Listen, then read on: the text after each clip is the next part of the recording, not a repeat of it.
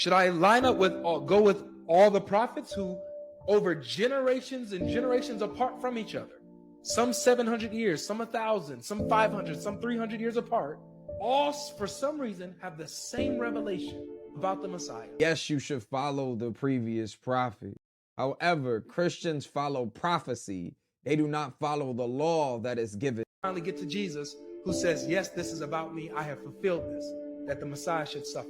Or should I go with the Quran that comes 600 years after Jesus and then contradicts what we just read, what all the prophets of the past said over and over and over again? Look at the pattern first, not the theology. The pattern. From Noah to Abraham, roughly 400 years. From Joseph to Moses, roughly 400 years.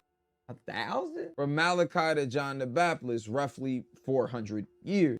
Every time it is revelation, followed by silence, followed by a prophet that reinstates the same God, following the same law, and speaking of the same messianic hope. No prophet ever says, I am the end of prophecy. Then comes the Quran, roughly 600 years after Jesus. A slightly longer gap, but it follows the same rhythm. Silence, revelation, a prophet coming with the same moral law.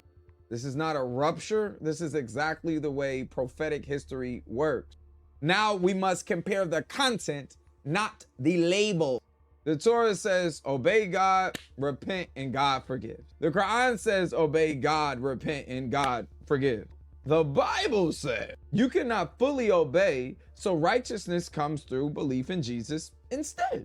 This is not continuity. This is a theological pit. The devil just broke your ankles, fool. Get up. The prophets describe the Messiah as a servant of God, restoring justice and teaching all nations. The Quran explicitly speaks to all nations. It emphasizes the Torah's authority. It tells you to believe in God, not God incarnated.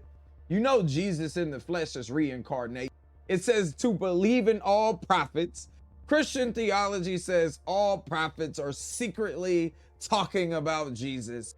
Prophetic tradition says that each prophet speaks on the behalf of God. So the real choice isn't Jesus or the Quran.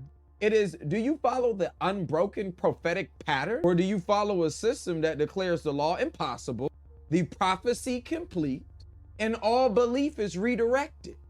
The prophets did not end the story. They were never allowed to. It's God.